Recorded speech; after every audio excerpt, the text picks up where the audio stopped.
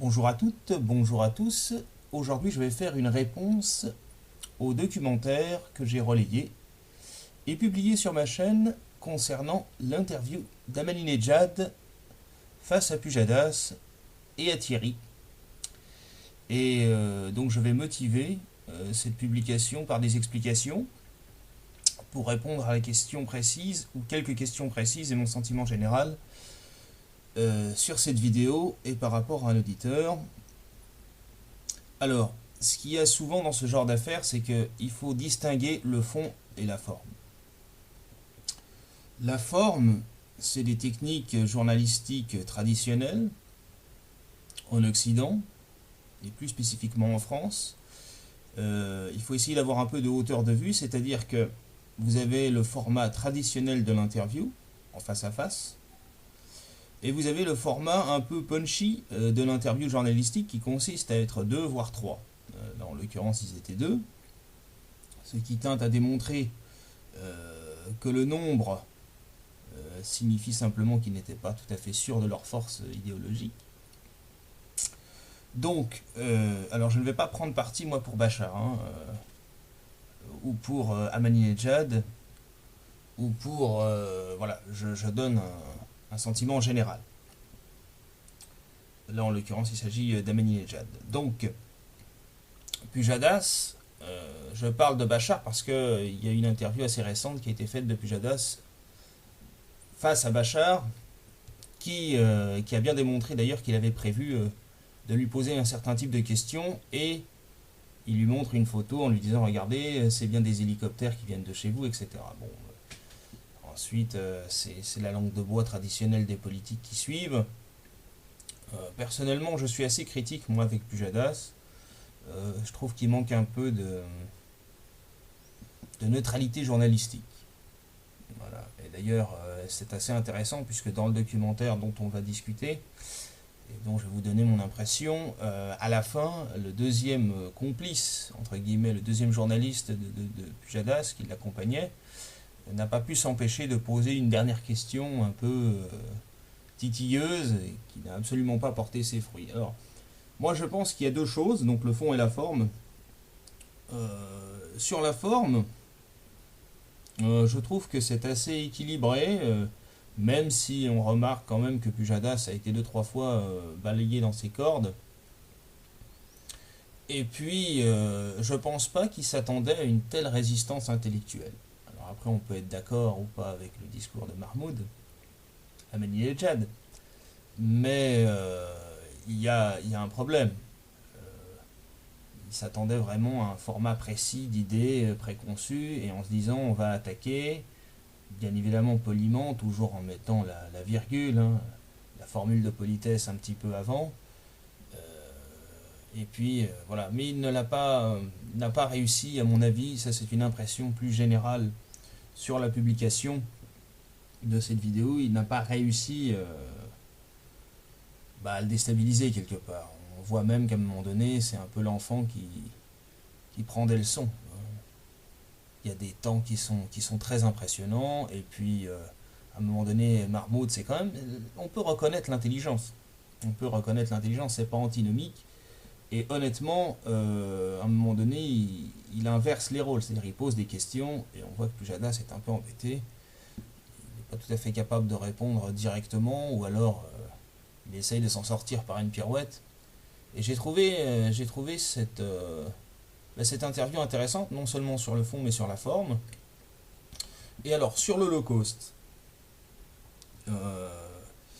c'est vrai que sur l'Holocauste, c'est complexe et simple en même temps. C'est vrai qu'il y a des faits historiques qui sont incontestables au niveau de l'Holocauste. Maintenant, il faut essayer de se forcer à penser de son point de vue à lui et pas forcément du nôtre. Et moi, sur l'Holocauste, je ne remets pas du tout en question l'Holocauste. Ça serait... Je ne suis pas négationniste. On n'est pas seulement négationniste sur la Shoah, on est négationniste dès qu'il y a un fait historique qu'on conteste et qui est avéré pour le coup. C'est vrai qu'il y a des historiens qui ont travaillé là-dessus. Le problème, c'est que l'argument de Pujadas a du mal à porter, puisqu'il met immédiatement Mahmoud met immédiatement en balance, si vous voulez, le fait qu'il y a eu peut-être, moi j'aurais tendance à, on pourrait peut-être discuter des chiffres, en France on n'a pas le droit de le faire, il y a ce qu'on appelle la loi Nuremberg. On n'a pas le droit de discuter du chiffre, etc. De toute façon, discuter du chiffre sur des morts, c'est toujours compliqué. Donc on va s'arrêter là, mais enfin... Et donc, qu'est-ce qu'il lui dit par rapport à la demande de Pujadas? Il lui dit, mais l'Holocauste peut-être. Moi, j'ai pas de certitude, je demande simplement à ce qu'on étudie la question. Alors, Pujadas lui dit assez intelligemment, pour une fois, qu'il y a déjà des historiens qui ont bossé dessus, mais lui, il peut lui rétorquer que son peuple, il est bombardé depuis bien longtemps, qu'il reste quand même sur 60 millions de victimes des guerres et des atrocités multiples, 54 millions dans lesquels on ne parle pas beaucoup, voire pas du tout, et que donc il lui met ça en opposition. Donc forcément, il réduit le chiffre de 6 millions potentiels dans son esprit à lui. Il réduit le chiffre de 6 millions potentiels aux 54 millions. Il lui dit, voyez, par rapport aux 54 millions auxquels vous parlez jamais, les 6 millions paraissent bien ridicules, d'autant plus que mon peuple, lui, se fait bombarder.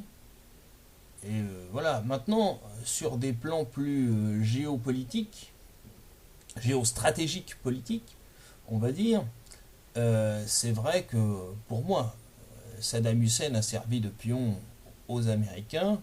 Et pour répondre à une de vos questions, je ne dirais pas que l'idéologie sioniste domine l'Europe, mais enfin qu'elle est implantée, c'est quand même, je pense que c'est un fait avéré. Il n'y a pas, il n'y a pas un jour sans qu'on n'en voit pas un, que ce soit dans les médias ou même pire, dans des lieux de puissance où on peut avoir ces infiltrations. On voit très vite que dans les lieux vraiment très très importants, le sionisme est quand même une idéologie, puisque c'est pas une religion, c'est pire qu'une religion, c'est une idéologie. C'est quand même quelque chose d'assez récent, et ça vient d'un quiproquo et d'une incompréhension de la religion juive, le sionisme. Et c'est très très extrême. Alors moi je ne suis pas là du tout pour opposer les religions les unes aux autres, mais c'est vrai que le sionisme fait beaucoup de mal. Et j'ai d'ailleurs beaucoup de mal moi avec le sionisme. Et j'ai entendu dernièrement, je ne sais plus quel intellectuel entre guillemets, sur une radio en France, dire qu'on ne pouvait pas critiquer le sionisme si on n'était pas juif. Première nouvelle, c'est comme si vous me disiez vous ne pouvez pas critiquer l'Allemagne nazie ou le nazisme si vous n'êtes pas allemand. Il faut être allemand pour pouvoir critiquer le nazisme. Non, à un moment donné, on a une conscience, on a une... Alors le sionisme aujourd'hui, alors évidemment, il faut des preuves irréfutables, malheureusement, mais j'ai pas les documents présentement, mais on peut trouver. Le sionisme aujourd'hui est quand même présent dans quelques branches, on va dire, qui comptent aujourd'hui. Maintenant, qui domine toute l'Europe, je ne dirais pas ça comme ça. Je pense que, par exemple, aux États-Unis, il y a beaucoup plus de sionistes qu'en Europe, et que justement, si vous voulez, bah, la France suit un petit peu les États-Unis, c'est pas un hasard. Bon, alors, je vais peut-être vous choquer dans ma réponse, mais je pense par exemple pour ma part que Vladimir Poutine, même s'il n'est pas un ange, parce qu'il a quand même fait partie du KGB, donc je parle là du président russe, hein, il a quand même fait partie du KGB, c'est pas un bisounours, mais c'est quand même quelqu'un qui a évité un départ de Troisième Guerre mondiale quand il a refusé de répondre aux agressions, entre guillemets, pas toujours justifiées, parfois ça l'est un petit peu, mais pas toujours justifiées de la France. Je trouve que c'est un garçon qui reste quand même assez calme par rapport à ce qu'il pourrait déclencher. Et, on peut aussi constater d'ailleurs que la France a tendance à suivre les États-Unis dans ses décisions de façon assez régulière. Peut-être le seul qui a eu un courage, c'est Jacques Chirac quand il a refusé la guerre en Irak, qui pour moi reste un politique quand même d'une assez grande qualité. Voilà, si vous voulez, les conflits géopolitiques et tout est lié. Alors c'est vrai que c'est compliqué, c'est un monde qu'il faut suivre. Moi honnêtement le sionisme, je l'ai étudié, ça fait 2 ans un peu. je l'ai pas étudié plus que ça. J'ai étudié l'histoire de la religion juive, sur son développement, sur le démarrage du sionisme, qui a fondé le sionisme, comment ça s'est développé, l'idéologie. Mais bon, il y a la franc-maçonnerie. Moi, par exemple, la franc-maçonnerie, j'ai peut-être une petite idée de ce que ça représente. Moi, j'aime pas trop.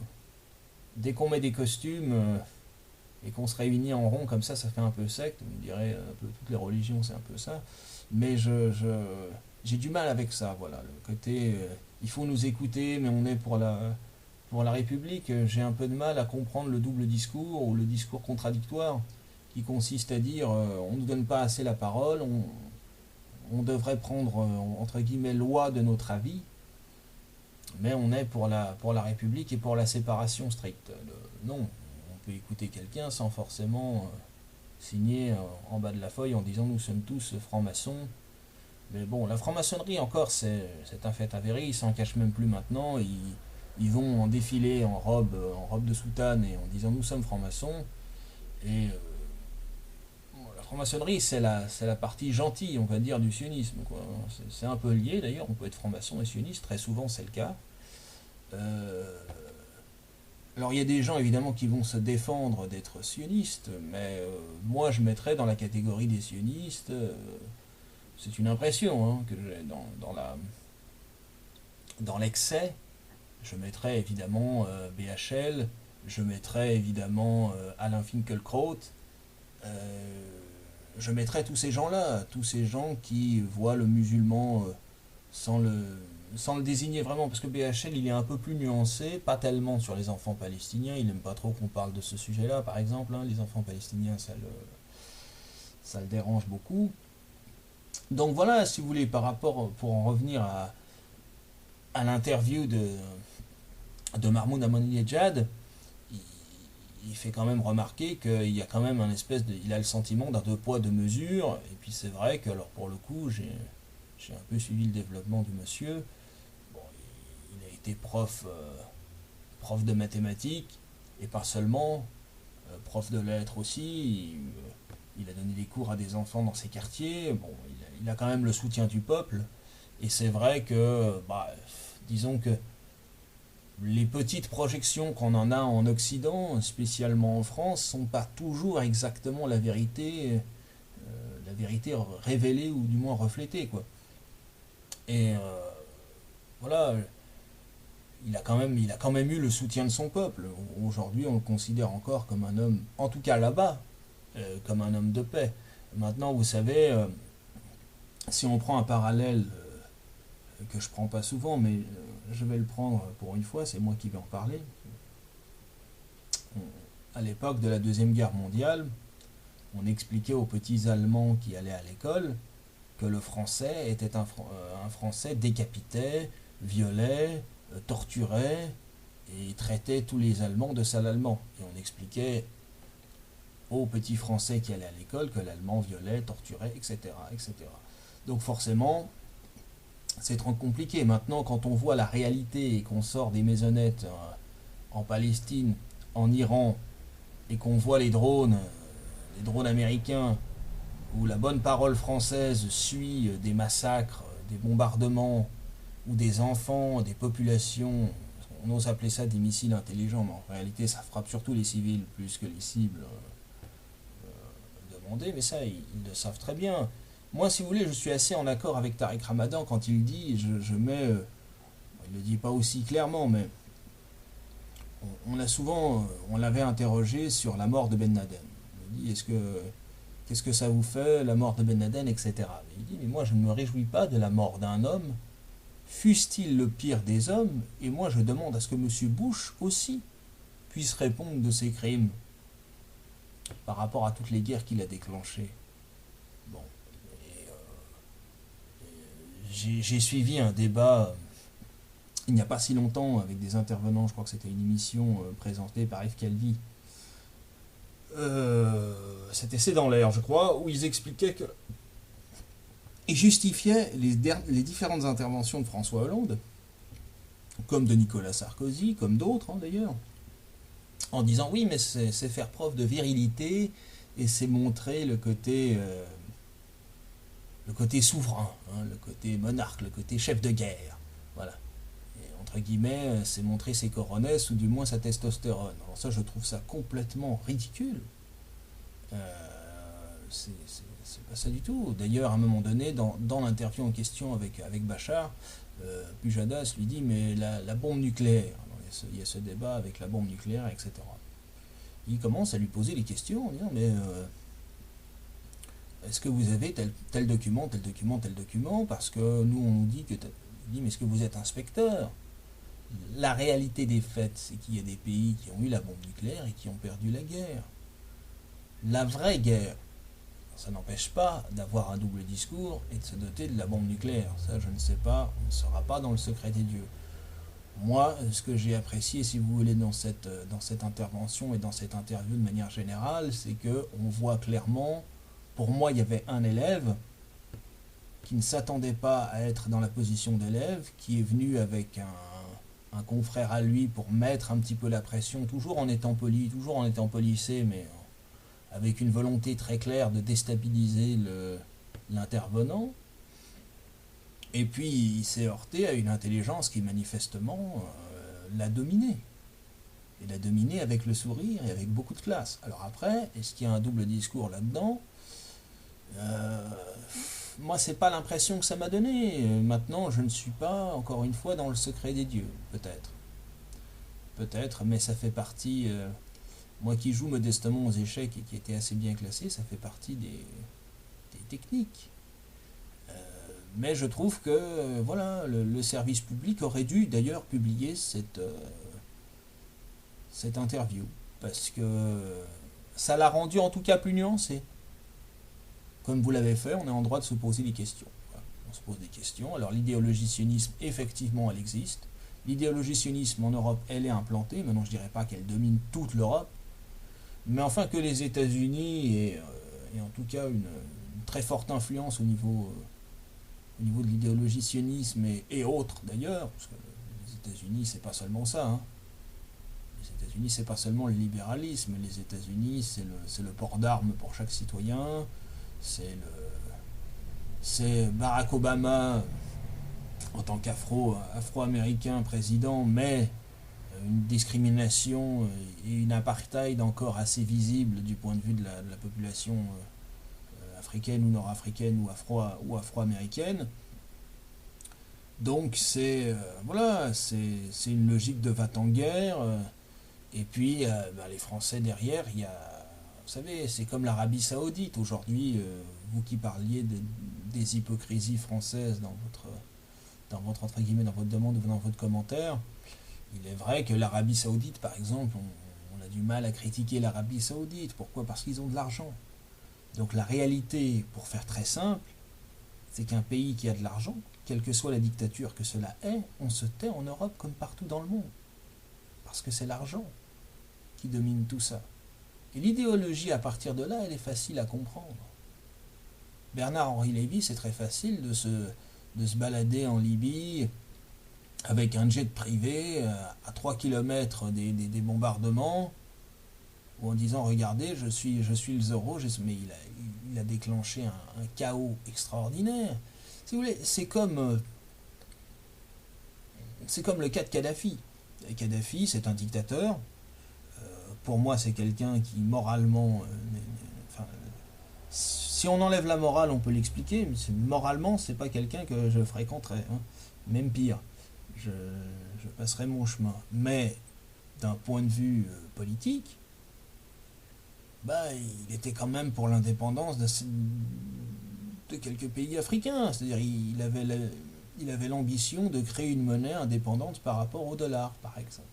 Voilà, il créait une monnaie pour l'ensemble des pays africains. Il régulait quand même un petit peu le terrorisme, il emprisonnait un peu, et sans dire que c'était une véritable démocratie, il y avait quand même un peu plus de liberté que maintenant. Résultat, on a tué un dictateur pour provoquer un chaos et des bains de sang et des viols collectifs et une idéologie ou de la barbarie, c'est même pas de l'idéologie, c'est de la barbarie ouverte. Mais quand en Arabie Saoudite, on tue des enfants ou on coupe des mains en place publique, encore aujourd'hui, et on fait ça à un rythme assez soutenu, J'entends pas beaucoup la France dire ah oui c'est un scandale, etc. Pourquoi? Parce qu'il y a le PSG. Ça a l'air de rien, mais c'est des connexions comme ça qui sont faites. Bon voilà. Alors évidemment après il y a le cas extrême. Bon, ça c'est un avis personnel encore une fois, mais il y a le cas extrême du Front National.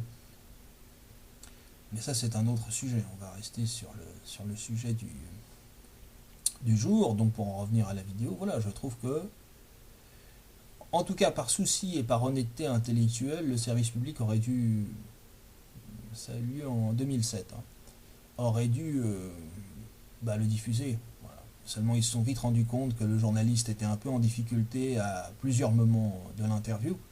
Donc ils ont décidé tout simplement de ne pas le diffuser parce qu'ils se sont rendus compte que, bah oui, il était intelligent finalement. Et que voilà, s'il avait été mis dans les cordes systématiquement par les deux journalistes, eh bien le service public se serait fait une joie de diffuser l'information. Voilà. Et moi je deviens très méfiant, pour vous donner mon avis vraiment personnel, je deviens très méfiant avec cette façon de travailler, notamment de France 2 et du service public là-dessus. Parce que, pour changer de sujet vraiment 2 minutes, moi j'ai eu l'occasion de parler une fois à Monsieur Tariq Ramadan. Je suis Monsieur Tariq Ramadan depuis plusieurs années. Il y a eu un documentaire, alors j'en parle souvent, mais je vous encourage à aller visionner ça, qui a été produit par France 2, donc dans l'émission Envoyé spécial, tourné par Monsieur Mohamed Sifawi, et qui s'intitulait Qui est donc Tariq Ramadan, où à la base Monsieur Ramadan était prévu dans une intervention qui n'a pas eu lieu. Le documentaire est quasiment à charge sur plus de 30 minutes sur le personnage. Sinon pour dire que bon, il est intelligent mais il est fourbe. Vous voyez ce que ça donne comme résultat.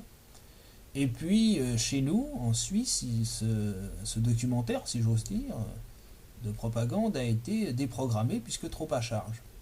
Alors que sur le service public, encore une fois, il est passé. Pourquoi? Parce qu'à l'époque, Monsieur Tariq Ramadan, c'était quelqu'un qu'il fallait diaboliser. Et aujourd'hui, qu'on entend partout, qu'on se rend compte qu'il a, pour le coup, alors vous preniez l'expression d'un homme de paix, oui, lui c'est un homme de paix, enfin, je le défendrai comme ça en tout cas. Maintenant, on se rend compte que c'est un homme de paix, un homme concis, un homme intelligent. Eh bien, on ne passerait plus ce documentaire. On ne le passerait plus. Le service public n'assumerait pas ça. Voilà. Mais n'empêche qu'au moment où il fallait le faire, ils l'ont fait. Donc si vous voulez, il y a ce qu'on nous montre, et puis après, il y a votre magnifique, j'allais dire, questionnement, qui est justement le but recherché de ma chaîne, ou en tout cas au global. Voilà, c'est de questionner l'autre, sans forcément avoir une réponse précise et concise, mais enfin en mettant, vous verrez, petit à petit, plusieurs petits éléments et rattachés. Voilà. Par exemple, Zemmour, on a ce personnage-là en commun. Je le trouve assez excessif sur beaucoup de points, mais j'aime bien l'écouter. Alors voilà, il y a encore une fois, il y a ce qu'on nous montre et il y a ce qu'on ressent et le résultat final. Voilà. Et j'ai tendance à me méfier quand on vous dit, par exemple, l'information médiatique, c'est la seule valable parce que l'information est vérifiée. Mais l'information, elle est vérifiée par qui? L'information, elle est vérifiée par un autre. Ça ne veut absolument pas dire que cette information est sûre à 100%. À un moment donné, vous êtes réceptif ou réceptive à un certain nombre d'arguments. Soit ça percute, entre guillemets, soit ça percute pas. Voilà. Et moi, j'ai trouvé cette interview très intéressante, et je pense vous aussi. Même si sur l'Holocauste, effectivement, bon, voilà. Mais encore une fois, il faut essayer de se mettre dans sa position à lui.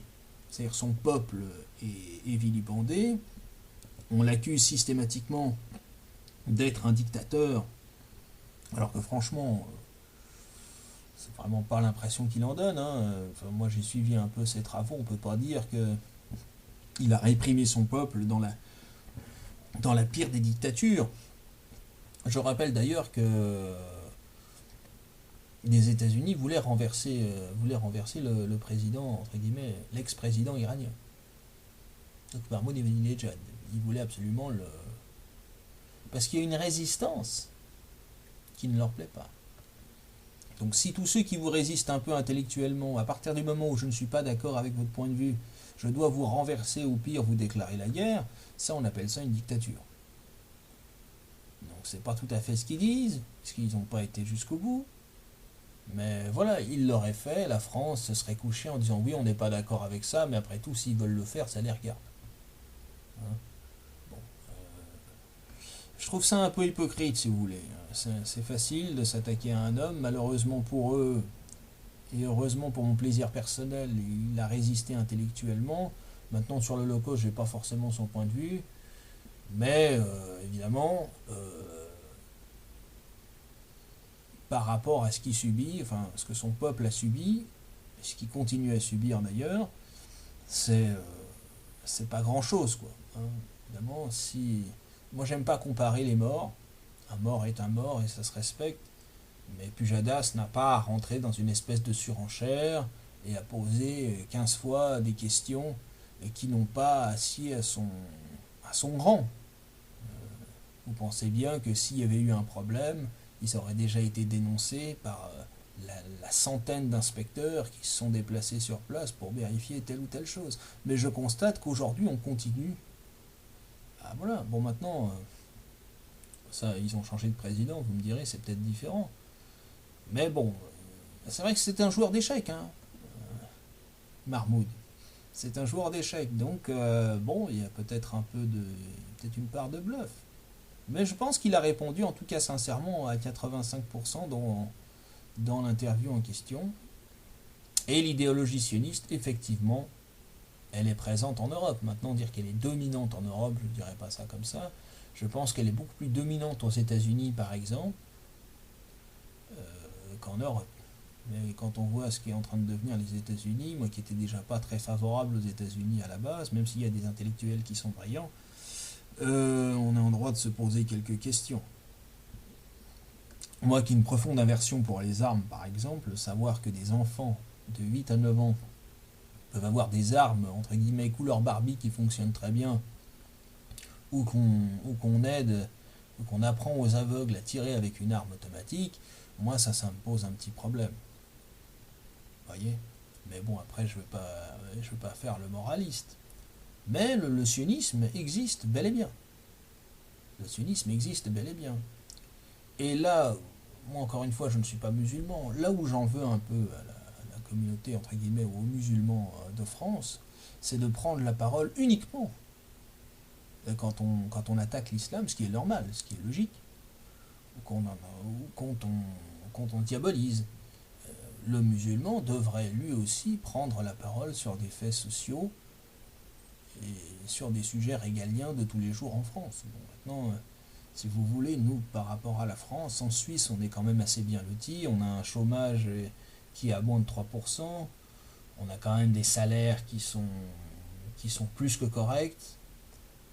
On a une votation directe. On a la votation directe, donc les lois sont régies par le peuple. Vous pouvez faire des projets de loi vous-même. Vous pouvez déposer au bout d'un certain nombre de signatures. On a une présidence qui ne dure pas plus d'1 an.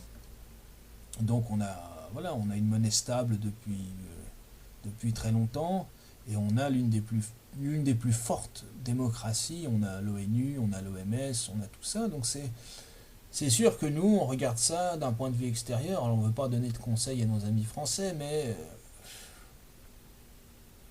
voilà, il faut parfois se faire violence à soi-même et puis écouter un peu les différents points de vue et les différentes intelligences. Et puis Jadas ne le fait pas assez. Jadas ne le fait pas assez. Il va assez dans le côté rond des idées. Bon voilà. Mais bon, c'était intéressant. En tout cas, je voulais vous remercier pour l'intérêt que vous portez à mes publications. C'est vrai qu'en ce moment, je ne fais pas beaucoup d'interventions. J'ai des devoirs administratifs, on va dire, à remplir en ce moment. Et puis, c'est les périodes de vacances, donc on est un petit peu absent. Mais je reviendrai bientôt avec un débat sur l'état de la France. Je pense que ça pourrait vous intéresser, l'état de la France au global. Et et un déclin qui n'est peut-être pas lié au bouquin de Zemmour directement, mais qui est peut-être lié à autre chose aussi. Et ça vaut le coup d'en parler, je pense. Et puis essayer de faire des points de comparaison, voilà, parce qu'en Suisse aussi il y a des choses à critiquer, mais on est quand même très très bien lotis. En tout cas, je vous remercie, je vous dis à bientôt, et bon courage.